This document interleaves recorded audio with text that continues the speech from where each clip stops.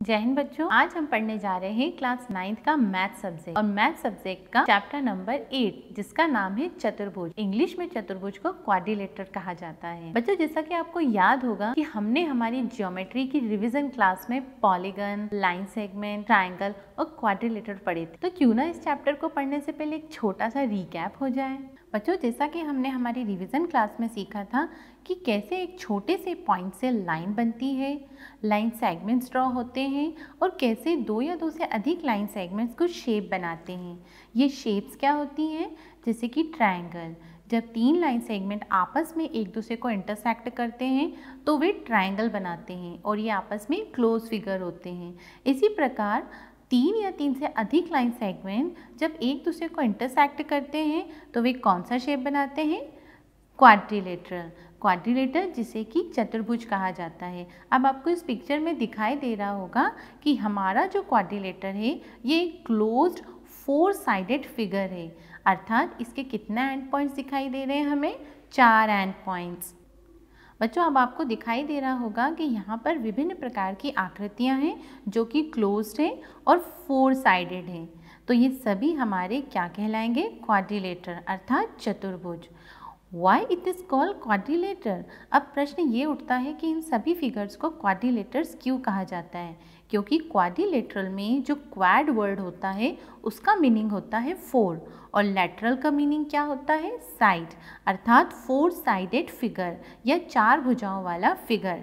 इसीलिए क्वाड्रिलेटर का अर्थ होता है चतुर्भुज या 4 भुजाओं से घिरी हुई बंद आकृति। अब आपको दिखाई दे रहा है पिक्चर में जो हमारा क्वाड्रिलेटर है ABCD। इसके 4 वर्टेक्स हैं ABCD। वर्टेक्स क्या होते हैं? जो भी एंड पॉइंट्स होते हैं जिनसे हमारा क्वाड्रिलेटर बनता है और जो क्लोज्ड होता है। तो जो भी जहाँ भी जिस सिचुएशन में या जिस भी पॉइंट पर वो क्लोज्ड होता है वो हमारे वर्टेक्स कहलाते हैं। तो यहाँ पर जो आकृति है इसमें कौन कौन से वर्टेक्स हमें दिखाई दे रहे हैं? Vertex A, vertex B, vertex C और वर्टेक्स D। तो वर्टेक्स के अकॉर्डिंग इस शेप का नाम हुआ क्वाड्रिलेटर ABCD। क्वाड्रिलेटर ABCD में 4 वर्टेक्स होते हैं और 4 वर्टेक्स आपस में कितनी लाइन सेगमेंट बना रहे हैं? 4 लाइन सेगमेंट। कौन कौन सी? Line segment AB, BC, CD और DA। तो इस प्रकार से हमारे क्वाड्रिलेटर्स में टोटल कितनी लाइन सेगमेंट्स हुई? 4 लाइन सेगमेंट। इसी प्रकार से हमारे क्वाड्रिलेटर में टोटल 4 एंगल्स होते हैं। आपको इस पिक्चर में जो इंटीरियर एरिया है ग्रीन कलर का, उसमें इन वर्टेक्स के इंटीरियर में 4 एंगल दिखाई दे रहे हैं। Angle A, angle B, angle C तथा एंगल D। तो हमारे क्वाड्रिलेटर के टोटल कितने एंगल हुए? 4 एंगल। इन एंगल को हम इस प्रकार से भी लिख सकते हैं, जैसे मैंने एंगल A को नाम दिया एंगल DAB या एंगल BAD। ABD ये तीनों के तीनों वर्टेक्स आपस में एडजेसेंट वर्टेक्स हैं। तो हम इन्हें लेफ़्ट टू राइट या राइट टू लेफ़्ट या क्लॉकवाइज या एंटी क्लॉकवाइज रीड करते हैं। तो एंगल A को हम लिख सकते हैं एंगल DAB और एंगल BAD। इसी प्रकार से हम एंगल B को क्या लिख सकते हैं? एंगल ABC या एंगल CBA। इसी प्रकार से एंगल C को हम कैसे लिख सकते हैं? एंगल BCB या एंगल ABC। इसी प्रकार से एंगल D को हम कैसे लिख सकते हैं? एंगल CDA या एंगल ADC। इन सभी का मीनिंग एंगल D ही होता है। एंगल जो मैंने अभी आपको बताएं, आपने देखा होगा कि जिस भी एंगल के बारे में आपसे मैं बता रही हूँ वो वर्टेक्स बिल्कुल सेंटर में आता है। जैसे एंगल B के लिए हमने क्या लिखा था? एंगल ABC या एंगल CBA। इन तीनों वर्टेक्स में से देखिए B वाला वर्टेक्स बिल्कुल सेंटर में है। इसका अर्थ है कि एंगल ABC को हम एंगल B बोल सकते हैं। इसी प्रकार एंगल CBA को भी हम एंगल B बोल सकते हैं क्योंकि दोनों में ही B वर्टेक्स बिल्कुल सेंटर में आया है। अब बच्चों, ये जो आगे फिगर में आपको दिखाई दे रही है, क्या ये फिगर भी आपकी क्वाड्रिलेटर है? बिल्कुल सही। भले ही हमें ये एरो फॉर्म में दिखाई दे रहा है परंतु इस एरो फॉर्म में टोटल कितने वर्टेक्स हैं? 4 vertex. Vertex A, B, C, D और ये चारों के चारों वर्टेक्स मिलकर 4 साइड और 4 एंगल बना रहे हैं। तो ये शेप जो है हमारे सामने, ये हमारी क्वाड्रिलेटर ही कहलाएगी। तो इस प्रकार से हमें क्या पता चला कि हमारे पास जब भी 4 साइडेड कोई क्लोज फिगर्स आते हैं वे सभी के सभी क्वाड्रिलेटर्स कहलाते हैं। जैसा कि इस पिक्चर में आपको दिखाई दे रहा है, ये डिफरेंट टाइप की शेप्स हैं जो कि क्वाड्रिलेटर कहलाएंगी। अब हम जानेंगे कुछ स्पेशल प्रकार के क्वाड्रिलेटर। ताकि हम ये जान चुके हैं कि जो हमारे क्वाड्रिलेटर्स हैं वो हमारे पॉलीगन्स होते हैं। पॉलीगन्स मीन्स जो कि लाइन सेगमेंट से ड्रॉ होते हैं और क्लोज्ड फिगर होते हैं। तो हमारे क्वाड्रिलेटर्स भी 4 साइडेड क्लोज फिगर है, इसलिए हमारे क्वाड्रिलेटर्स भी पॉलीगन्स कहलाएंगे। अब हम देखेंगे कि हमारे क्वाड्रिलेटर्स के स्पेशल टाइप या स्पेशल केसेस। इससे पहले हम देखेंगे कि क्वाड्रिलेटर्स जो 4 साइडेड क्लोज फिगर होते हैं और 4 वर्टेक्स होते हैं और वर्टेक्स पर बनने वाले टोटल 4 एंगल्स होते हैं, जैसे कि आपको इस पिक्चर में दिखाई दे रहा होगा। जब हम इन चारों इंटीरियर एंगल्स को सम करते हैं तो क्वाड्रिलेटर के चारों इंटीरियर एंगल का सम कितना होता है? 360 डिग्री। अब हम जानेंगे टाइप्स ऑफ क्वाड्रिलेटरल। हमारा पहला टाइप है पैरेललोग्राम, जिसे हिंदी में समांतर चतुर्भुज कहा जाता है। दूसरा हमारा क्वाड्रिलेटर है स्क्वायर। स्क्वायर को हिंदी में वर्ग कहा जाता है।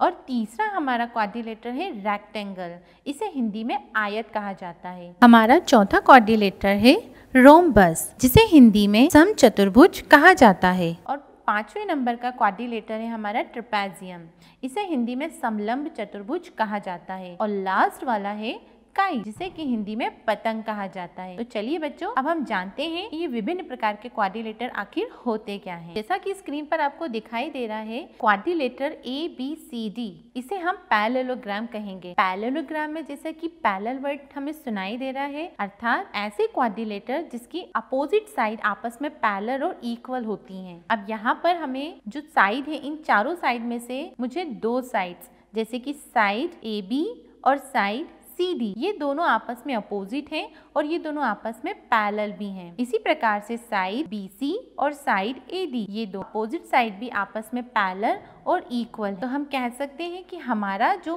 क्वाड्रिलेटर ABCD है ये हमारा पैरेललोग्राम है। और एक चीज और, पैरेललोग्राम में हमेशा अपोजिट एंगल्स जो होते हैं वे आपस में इक्वल होते हैं, जैसे कि एंगल A और एंगल C, ये दोनों एंगल्स आपस में इक्वल होंगे। इसी प्रकार से अपोजिट एंगल B तथा एंगल D, ये भी आपस में इक्वल होंगे। बच्चों, हमारा दूसरा क्वाड्रिलेटर है स्क्वायर। जैसा कि आपको पिक्चर में दिखाई दे रहा है, ABCD हमारा एक क्वाड्रिलेटर है, परंतु जो स्क्वायर होता है, स्क्वायर में चारों की चारों साइड आपस में इक्वल होती हैं और चारों साइड आपस में पैरेलल भी होती हैं और प्रत्येक वर्टेक्स पर बनने वाला जो एंगल है वो भी सेम होता है। जैसे कि हमारे इस फिगर में हमने देखा, हमारी side AB it's equal to side BC, it's equal to side CD and it's equal to side DA, ये चारों साइड आपस में इक्वल हैं। इसी प्रकार से प्रत्येक वर्टेक्स पर बनने वाले एंगल्स भी सेम होते हैं।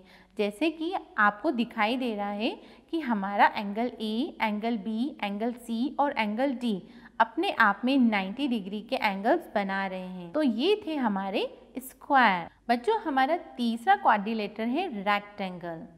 रेक्टेंगल एक स्पेशल टाइप का पैरेललोग्राम है। अब हम रेक्टेंगल को पैरेललोग्राम क्यों कह रहे हैं?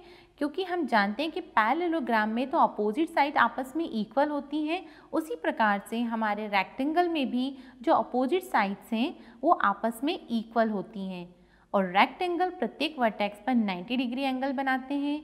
इनकी लेंथ जो होती है वो ब्रेड्थ से अधिक होती है, परंतु रेक्टेंगल पैरेललोग्राम्स होने के कारण इनकी जो अपोजिट साइड्स हैं, जैसे कि side BC is equal and parallel to side AD, उसी प्रकार से साइड AB it's equal to parallel side CD। और आपने देखा कि प्रत्येक वर्टेक्स पर बनने वाले एंगल भी सेम है। Angle A it's equal to angle B and angle C it's equal to angle D। वैसे तो सभी रेक्टेंगल हमारे पैरेललोग्राम होते हैं, परंतु पैरेललोग्राम में कुछ स्पेशल केसेस, जैसे कि अगर कोई पैरेललोग्राम अपने वर्टेक्स पर 90 डिग्री एंगल बनाता है तो वो किसका रूप ले लेता है?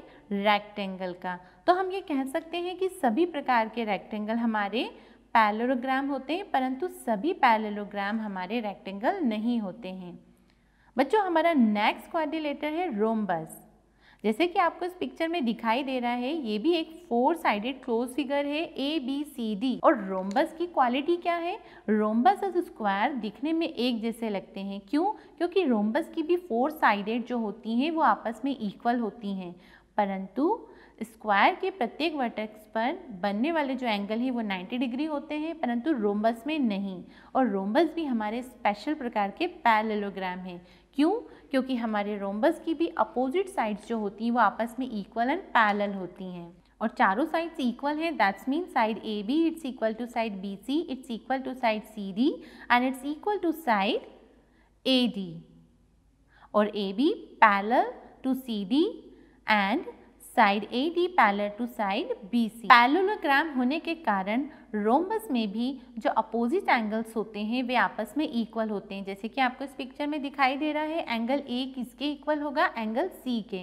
इसी प्रकार से opposite angle B it's equal to angle D। बच्चों हमारा अगला क्वाड्रिलेटर है ट्रेपेजियम। ट्रेपेजियम क्या होते हैं?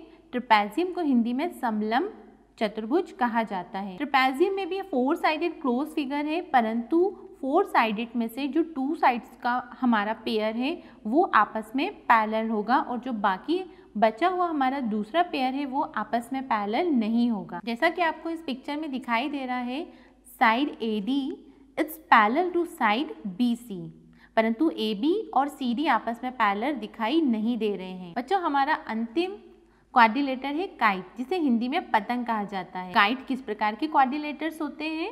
काइट में जो हमारी 4 साइडेड जो फिगर है, इसमें से 2 साइड्स ऊपर की तरफ की जो 2 लाइन्स है, जैसे कि AD और AB, ये दोनों लाइन सेगमेंट आपस में इक्वल होंगी। इसी प्रकार से जो नीचे की साइड है, side BC and side CD, ये भी आपस में इक्वल होंगी। तो बच्चों जब BD हमारी बेस लाइन है, और बेस लाइन होने के साथ साथ ऊपर भी हमें एक ट्राइंगल दिखाई दे रहा है, और इस BD लाइन के नीचे भी हमें एक ट्राइंगल दिखाई दे रहा है। और ये किस प्रकार के ट्राइंगल्स दिखाई दे रहे हैं? ये हमें दिखाई दे रहे हैं आइसोस्केलिस। आइसोस्केलिस मीन्स जिसकी 2 साइड्स इक्वल होती हैं। तो हमने देखा कि हमारा जो काइट क्वाड्रिलेटरल है वो 2 आइसोस्केलिस ट्राइंगल से मिलकर बना हुआ है। ये ऊपर का है फर्स्ट आइसोस्केलिस ट्राइंगल, और नीचे का है हमारा सेकेंड आइसोस्केलिस ट्राइंगल। तो बच्चों ये थे हमारे कुछ स्पेशल प्रकार के क्वाड्रिलेटरल। अब हम शुरू करते हैं हमारी एक्सरसाइज 8.1। बच्चों जैसा कि अब हम चतुर्भुज और चतुर्भुजों के प्रकार के बारे में बहुत अच्छे से जान चुके हैं, तो आइए शुरू करते हैं चतुर्भुज से संबंधित कुछ प्रश्न। जैसा कि हमारा पहला प्रश्न है, चतुर्भुज के कुछ कोणों के अनुपात दिए हुए हैं। एक्सरसाइज 8.1 का हमारा पहला प्रश्न। अब यहाँ पर 3:5:9:13 ये सभी के सभी हमारे क्या हैं? अनुपात या रेशो हैं चतुर्भुज के कोणों के, परंतु ये कोण नहीं है। परंतु हम एक चीज़ और अच्छे से जानते हैं कि यदि किसी भी वैल्यू को रेशो में दिया है और उसे हमें उस वैल्यू में कन्वर्ट करना है, तो हमें एक वेरिएबल का मल्टीप्लाई करना होगा।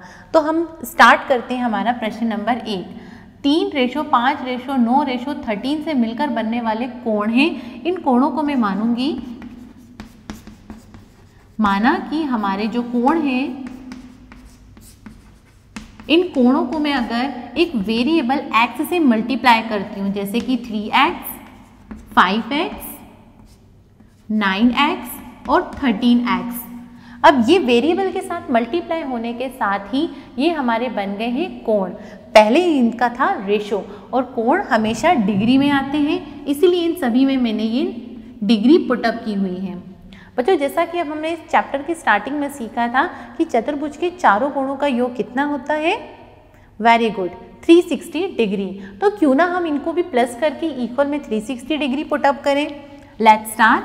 3x + 5x + 9x + 13x will be 360 degree. अब इन सबका इक्वलेशन कितना होगा? 3x + 5x + 9x + 13 will be 30x is equal to 360 degree. अब हम x की वैल्यू निकालेंगे तो क्या आएगी? 360 degree upon 30। That's mean x is equal to 3 1 जा 3 and 3 2 जा 6। x की वैल्यू मेरे पास आई 12। तो मेरे पास इस वेरिएबल x की वैल्यू आ चुकी है। अब हम इनमें अलग अलग नंबर्स का मल्टीप्लाई करके इन चारों की वैल्यू फाइंड आउट करते हैं। जैसे कि हमारा पहला जो रेशो था 3 रेशो था और हमारा पहला कोण था 3x, तो 3x is equal to 3 multiply 12। और हमारा जो सेकंड वाला था वो 5x will be 5 multiply 12 and the third is 9x will be 9 multiply 12 and the last one is 13x will be 13 multiply 12. 12 multiply 3 is 36 degree. 12 multiply 5 will be 60 degree. As it is 12 multiply 9 is 108 degree and the last 12 multiply 13 will be 156 degree. तो ये रहे हमारे चारों angles जो हमारे quadrilaterals के हैं। बच्चों इसी एक्सरसाइज का हमारा नेक्स्ट क्वेश्चन है क्वेश्चन नंबर 2, जिसमें हमें दिया हुआ है कि हमारा एक समांतर चतुर्भुज है ABCD और इसके हमें विकर्ण इक्वल दिए हुए हैं। अब विकर्ण क्या होते हैं? जो भी क्लोज फिगर हमारे सामने दिया हुआ है उसके इंटरनली एरिया में जो दो लाइंस आपको दिखाई दे रही हैं, लाइन AC और लाइन BD, ये दोनों लाइंस कहलाती हैं इसकी विकर्ण। तो इस क्वेश्चन में हमारे सामने क्या क्या चीज़ें प्रेजेंट है? एक तो हमारे सामने ये प्रेजेंट है कि हमारा जो क्वाड्रिलेटर है वो एक समांतर चतुर्भुज है और उसके दो विकर्ण इक्वल दिए हुए हैं। और साथ ही साथ हमें ये प्रूफ करना है कि आपका जो पैरेललोग्राम है वो एक रेक्टेंगल है। जैसा कि हमने स्टार्टिंग में सीखा था कि सभी प्रकार के रेक्टेंगल्स हमारे पैरेललोग्राम्स हो सकते हैं। क्यों? क्योंकि पैरेललोग्राम्स तो 4 साइडेड फिगर्स होती हैं जिनकी अपोजिट साइड्स ऑलवेज इक्वल होती हैं। तो यदि हमारा ये फिगर पैरेललोग्राम है या समांतर चतुर्भुज है तो हमें कैसे इसे सिद्ध करना है कि ये हमारा एक आयत है और आयत दैट्स मीन रेक्टेंगल। हम ये भी जानते हैं कि हमारे रेक्टेंगल के जितने भी वर्टेक्स हैं, चारों वर्टेक्स पर बनने वाले एंगल्स कितने होते हैं? 90 डिग्री। अब यदि मैं दिए हुए इस पैरेललोग्राम के वर्टेक्स को 90 डिग्री प्रूफ कर दूं, दैट्स मीन अगर मैं एंगल B या एंगल C इन दोनों को 90 डिग्री पुटअप कर दूं या प्रूफ कर दूं तो हमारा यहाँ पर भी परपेंडिकुलर लाइन ड्रॉ हो जाएगी और इस पोजीशन में भी हमारी 90 डिग्री वाली लाइंस शो होंगी जो आगे जाके वर्टेक्स A और वर्टेक्स D को भी 90 डिग्री प्रूफ कर दूंगी। सिमिलरली मैं इनके अलावा वर्टेक्स A या वर्टेक्स D को भी 90 डिग्री प्रूफ करके B और C को भी 90 डिग्री प्रूफ कर सकती हूँ। तो एक्चुअली में हमें इस क्वेश्चन में इन वर्टेक्स को 90 डिग्री या परपेंडिकुलर प्रूफ करना है, जिससे ये सिद्ध हो जाएगा कि गिवन फिगर हमारी किस फिगर को शो करती है?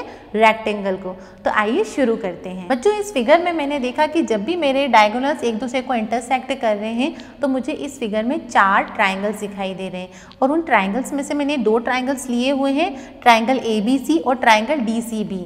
ट्राइंगल ABC और ट्राइंगल DCB, इन दोनों ट्राइंगल में जो BC है ये हमारी बेस लाइन का काम कर रही है और इन दोनों ही ट्राइंगल्स में BC लाइन में वर्टेक्स C और वर्टेक्स B मुझे दिखाई दे रहा है। तो हम वर्टेक्स B और वर्टेक्स C को परपेंडिकुलर या 90 डिग्री प्रूफ करेंगे।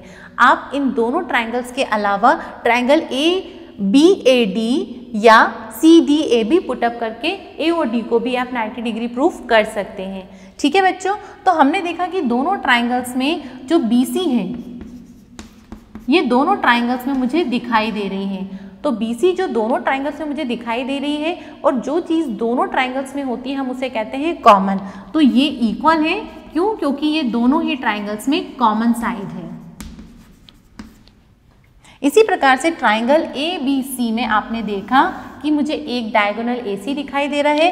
As it is triangle DCB, यहाँ पर भी मुझे दूसरा डायगोनल BD दिखाई दे रहा है और ये दोनों के दोनों जो डायगोनल्स है वो आपस में कैसे हैं? इक्वल। और ये मुझे कैसे पता चला? क्योंकि ये तो मुझे क्वेश्चन में गिवन है, तो ये हमारी गिवन।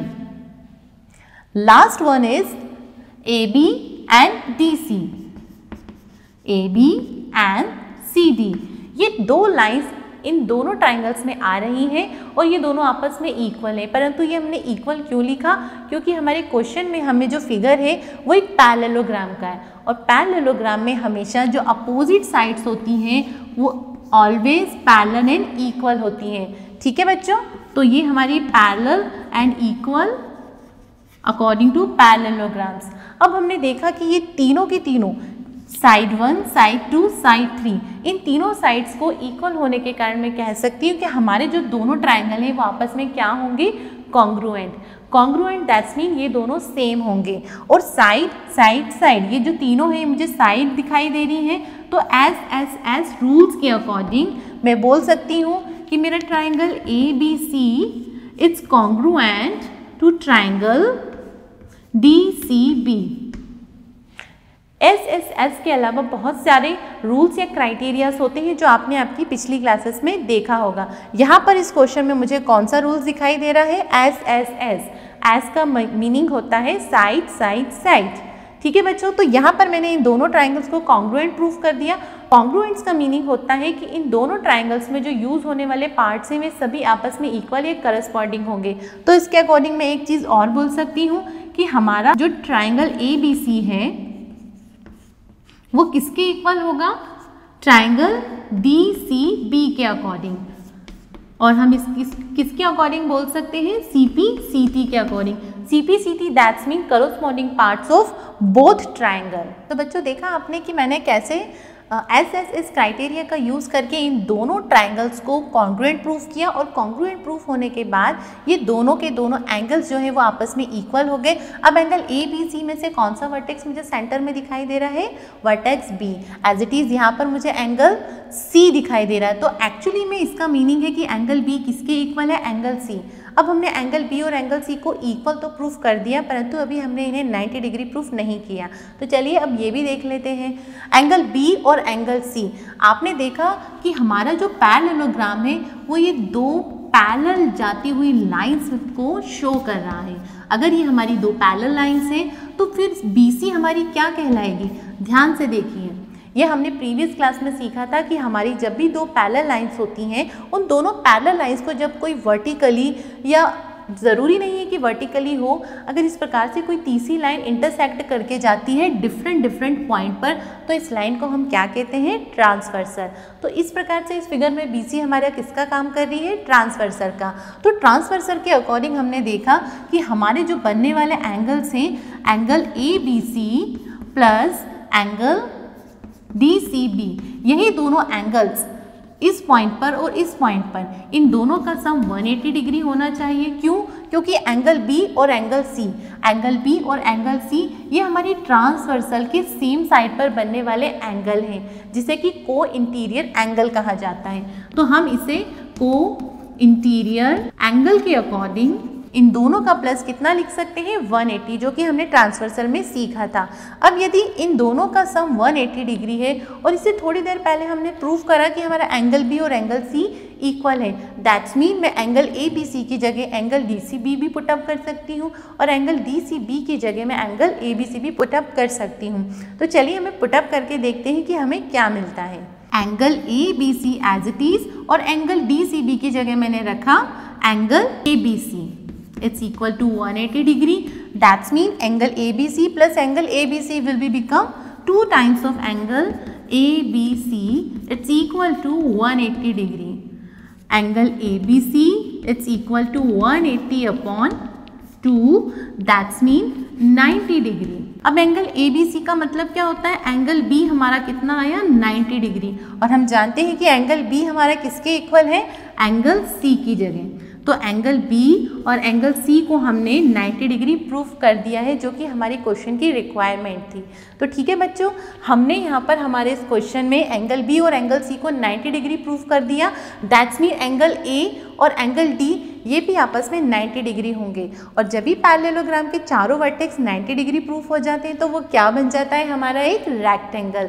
तो ये हुआ हमारा क्वेश्चन नंबर 2। आई होप कि आपसे ये क्वेश्चन अच्छे से बने होंगे, और इन्हीं के अकॉर्डिंग, इन्हीं पर आधारित जितने भी बचे हुए क्वेश्चन है वो सभी आपके होमवर्क हैं। तो बच्चों आपने देखा कि मैंने कैसे कुछ स्पेशल क्राइटेरिया और रूल्स का यूज़ करके हमारे कुछ क्वेश्चंस को प्रूव किया है।